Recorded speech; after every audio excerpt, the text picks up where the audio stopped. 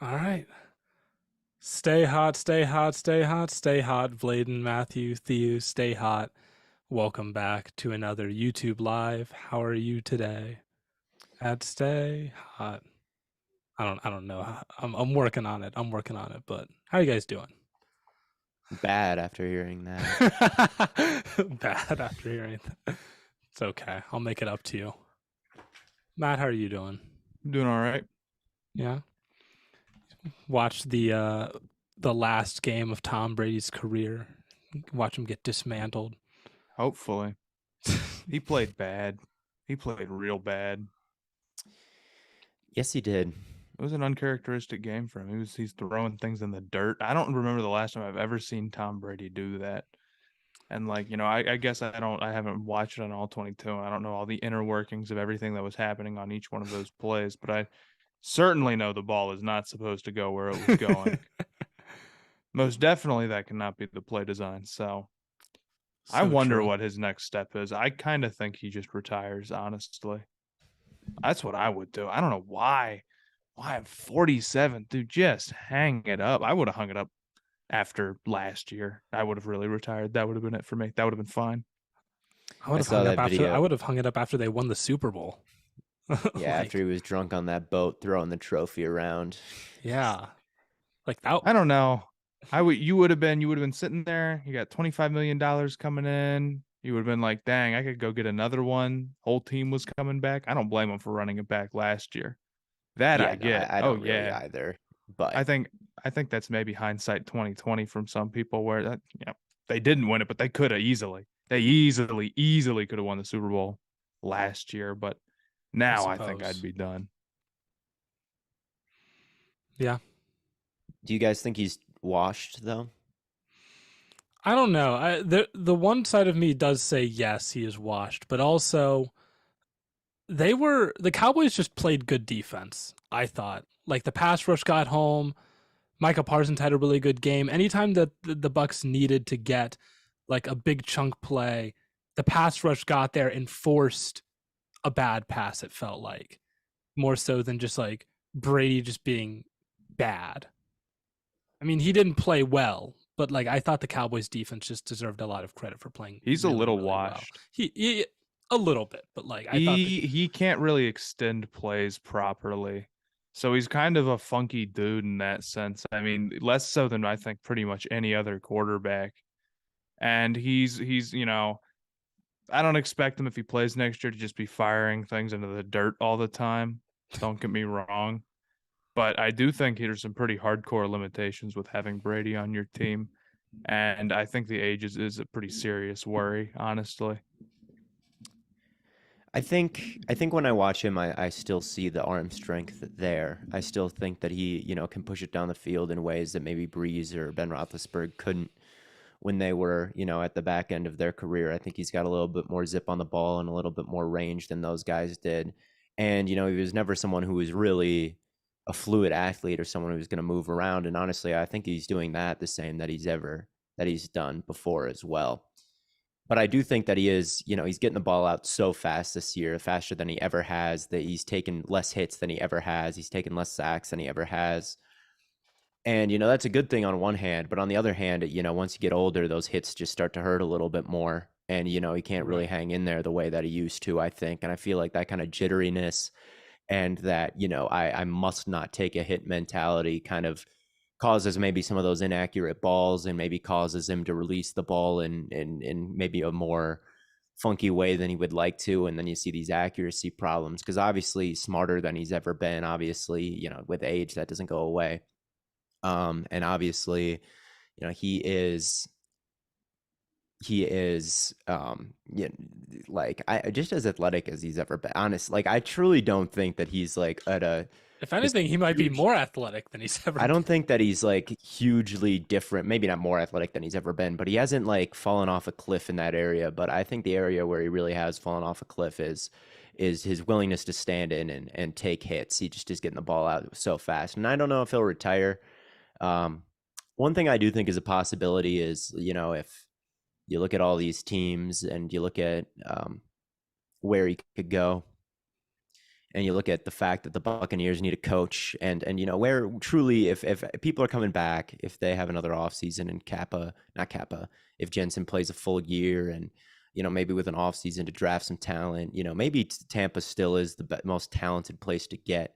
But if they fire Bowles, and if they fire Leftwich and all of that, I wonder if they would trade for Sean Payton. And I guess it's in the division, so that's a little bit tough to see. Maybe the Saints don't want to make that deal and trade Payton within the division. But I think that offense, where it's, a lot of these routes where people sit down, and a lot of these routes where, people, everything that annoys people about the Chargers would make sense for Brady, just because, he's not, maybe doesn't have the most powerful arm in the league anymore, and you'd be able to get the ball out of his hands fast. And, Sean Payton would probably want to work with a guy like that. So I think that can make some sense. But yeah, I don't think he's completely washed at this point, but he can't play to the same level that he used to. So, and it's like, what do you have to prove? Like, why go through this long decline when, you don't need to get another ring for your legacy, right? You've already at the top of the mountain. Why just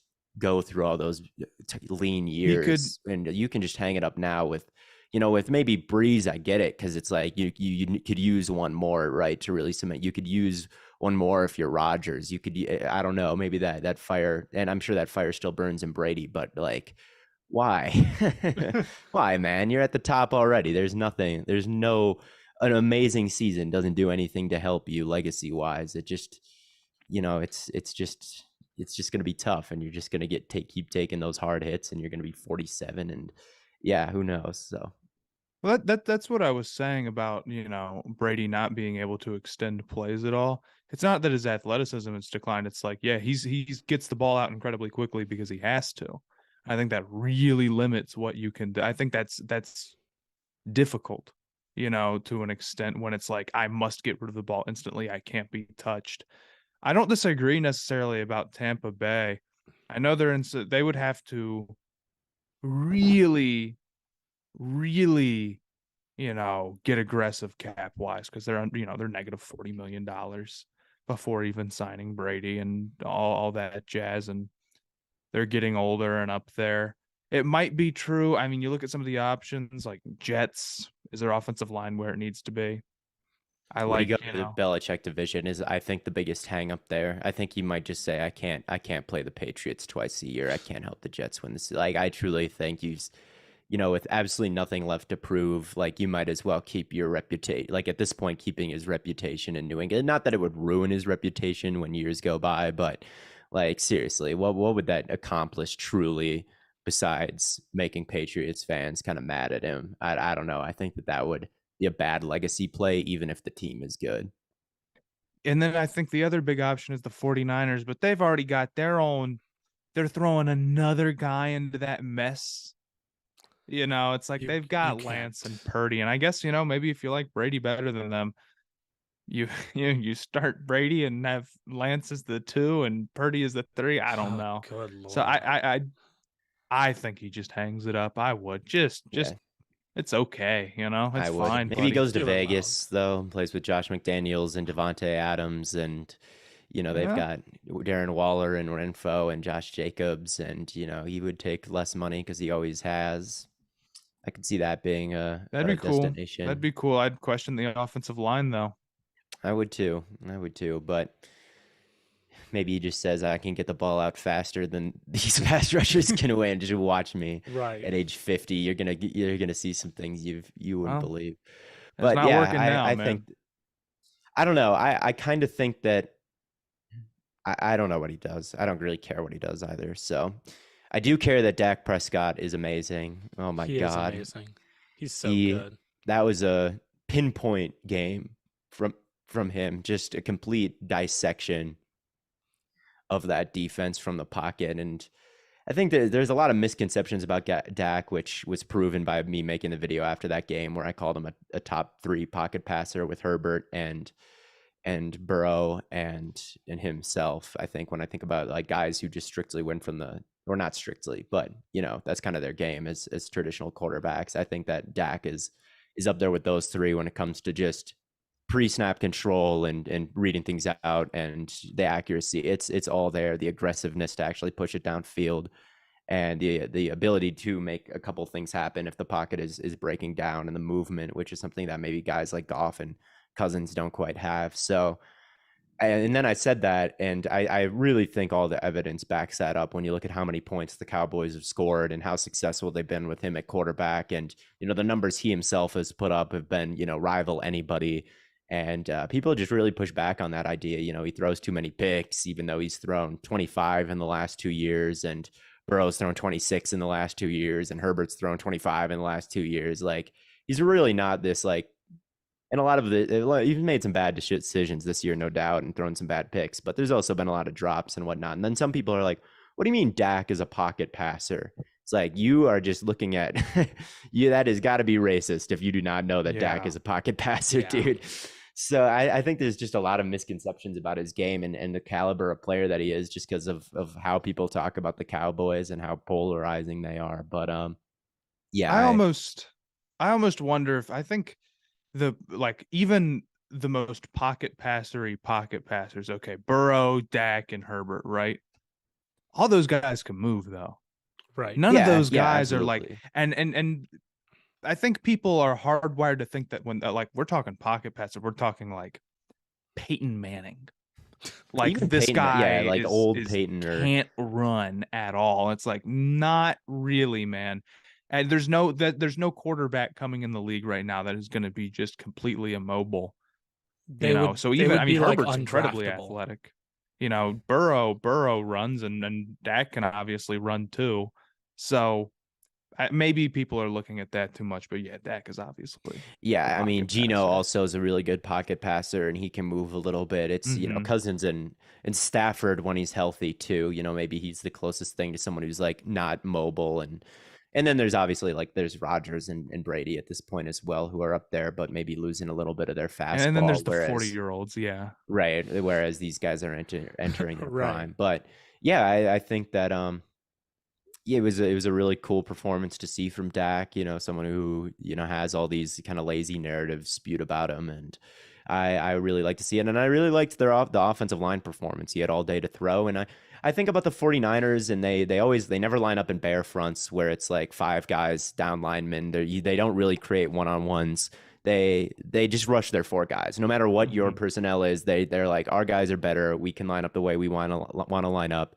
It'll be 4-2. And then everybody on the back end, the 4-2-5 on the back. Like, that's what we're going to do. And you can line up however you want to line up. And, maybe we'll sub in base and sub out a, Ward or something like that for a linebacker. But we're lining up with 4 guys.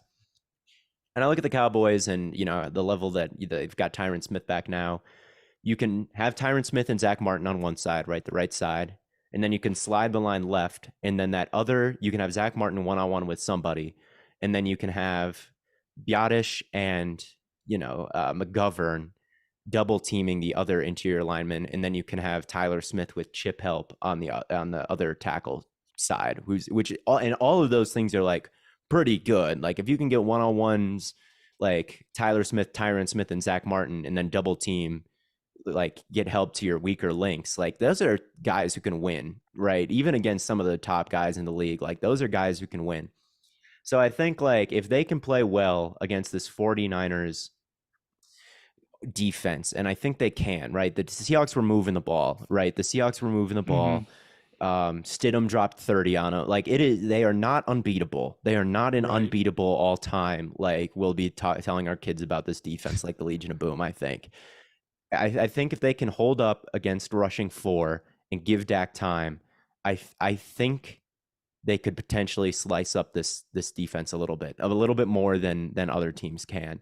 And then you just have to bank on Purdy playing about the same level as he did last game, and maybe a couple of those bad throws getting picked. Plays when Purdy throws the bad throws. That's the thing that really killed the Seahawks, is they couldn't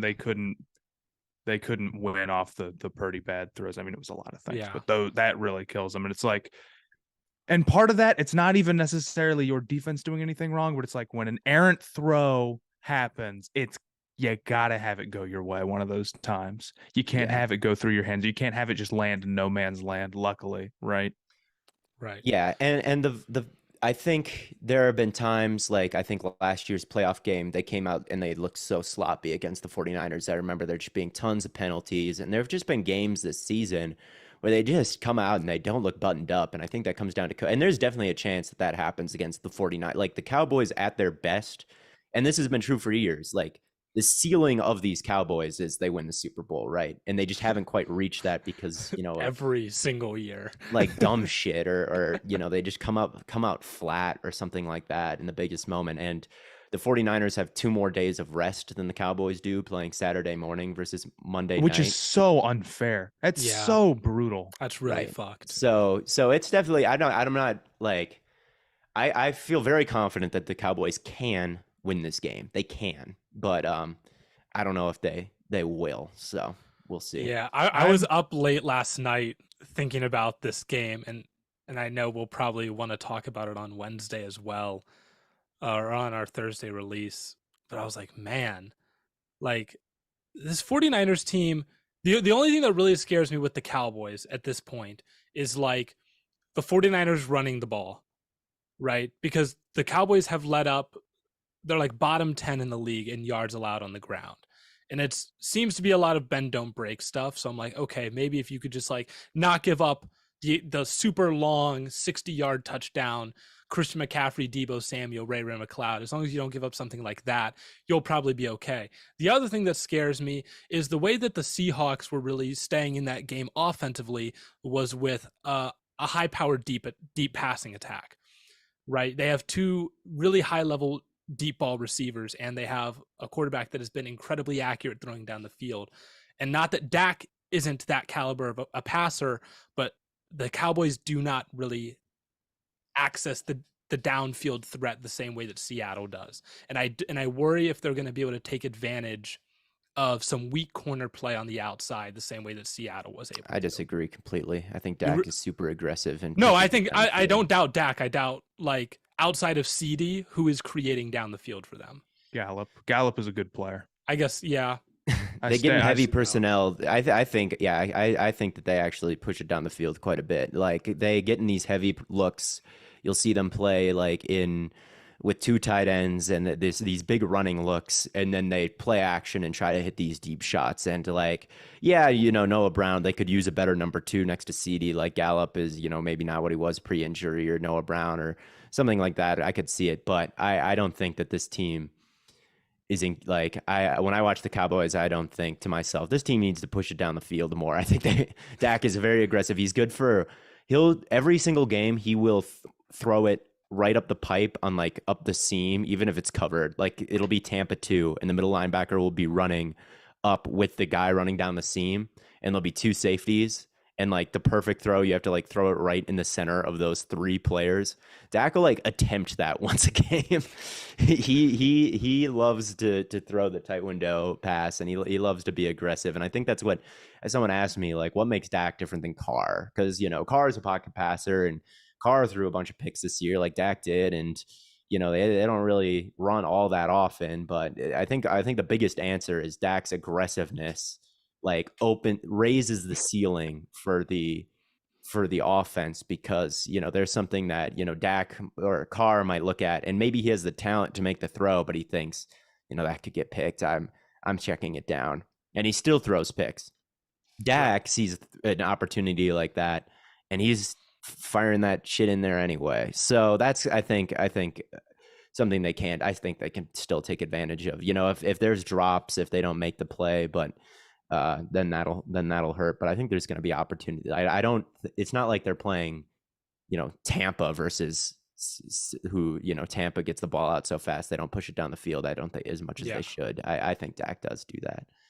Where do you guys think Derek Carr goes? I've been thinking about this, and I'm having a hard time. There's like a few places where you could be like, okay, that makes sense, right? But Jets, we like Garoppolo as the guy there. Not impossible. The Panthers, I feel like, are probably going to draft a guy, probably, but you never know with them. Right. And then I'm kind of blanking on where, like, he's going to start somewhere. He's easily a starter. I can't pinpoint exactly where.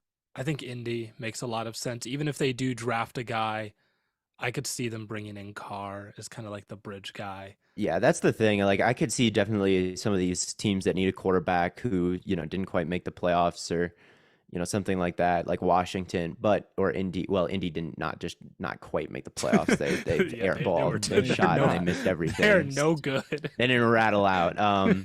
But they've just run so many retreads that it's tough to be like, oh, they're gonna try it again with Derek, or they're gonna bring in another vet instead of drafting. That's what I'm somebody. saying. Right? It's like, And so a team like Indy, if they're at 4, like they haven't been able to find anybody since Luck, right? They've been bringing in old guy who's fallen out at a different place or gotten older after old guy who's fallen out at another place. And like now they're sitting there at 4. They're guaranteed Stroud, Levis, Richardson, or Young, right? They're going to get they have an opportunity at one of those 4 guaranteed. They're probably the most likely to trade up for Young. Like it's probably what they're doing. And that's the one that makes the most sense to me.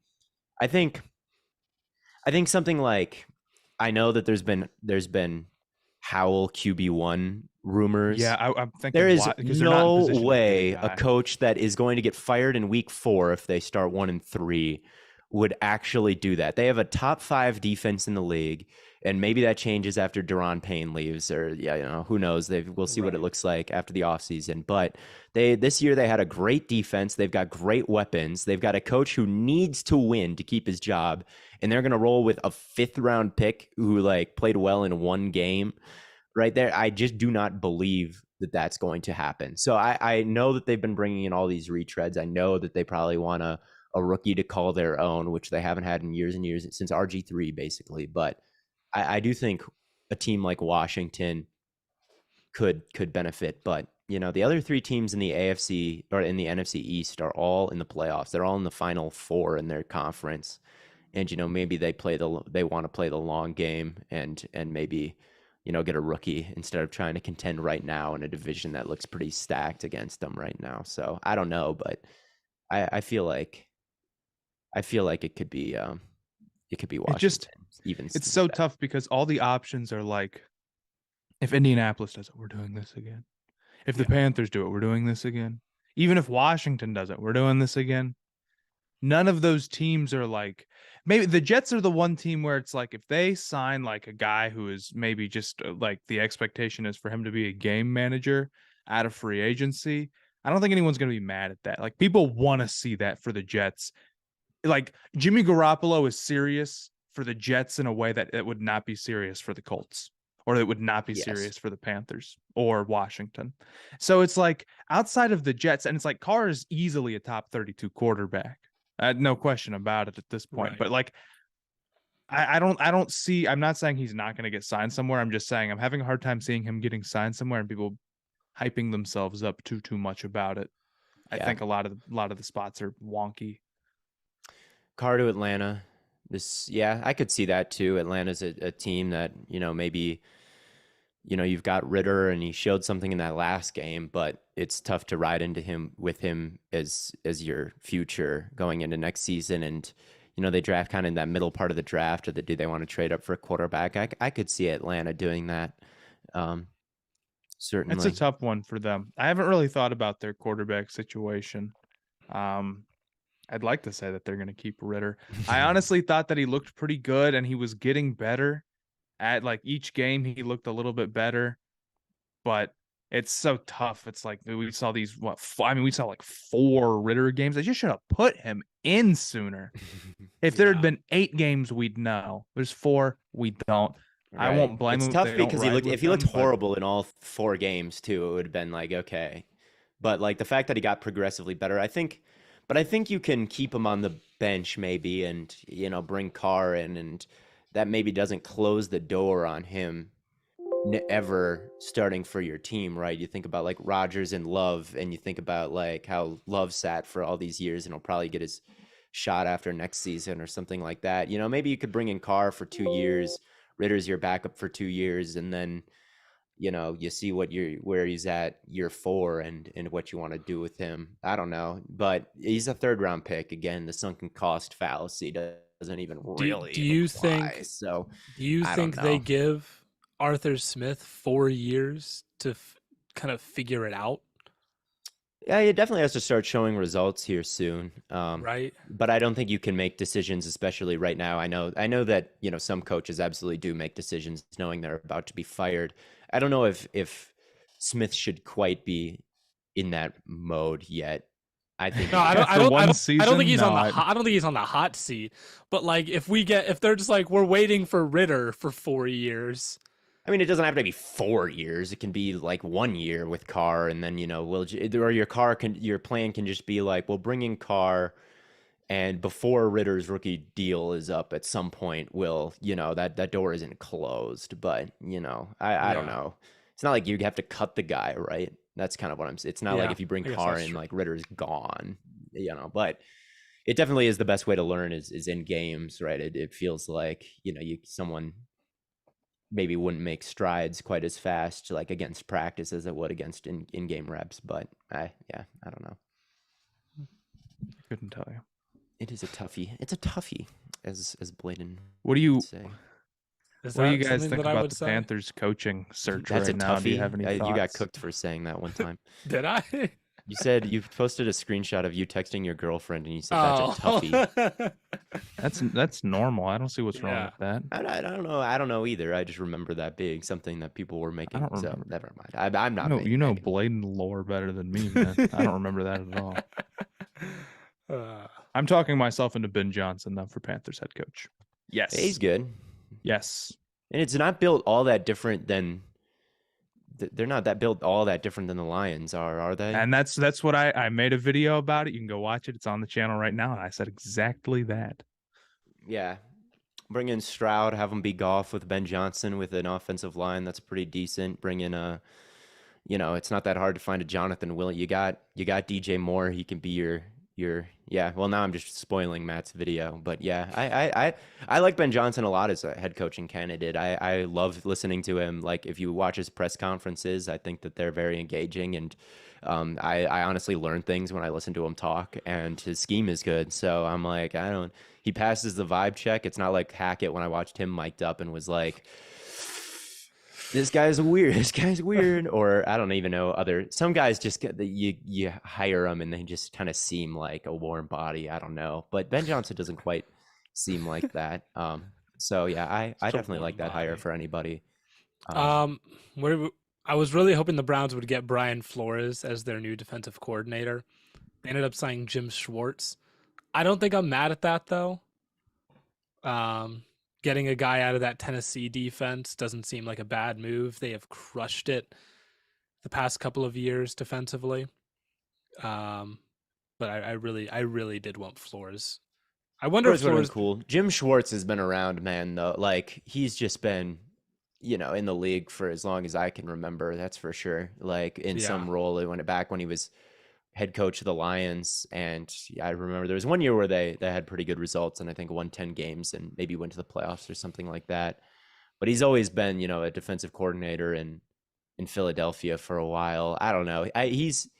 I wish I would have to dive in more. Maybe I mean you've got Game Pass, Blaiden. You could yeah. do this if he's the Browns head coach, but I know he's led some high level defenses in Philly. I couldn't tell you exactly what his scheme is. I'm not that in tune to all the coaches I across am the not. league. I mean, But he was like a defensive assistant in Tennessee last year. So right, well, look up the Philly defenses before Gannon, their head coach. He was there for years and years and years. all right, From we'll see. We'll 2016. see what they were doing. And regardless, the Browns still need to infuse some more talent on that defense. They don't have the juice up front right now outside of Garrett. Um, I do wonder if Flores ends up getting a head coaching job, though. I No, would. You don't think so? we talked about this with I know, Chris but Long. He's not coaching in the NFL again, man. I'm.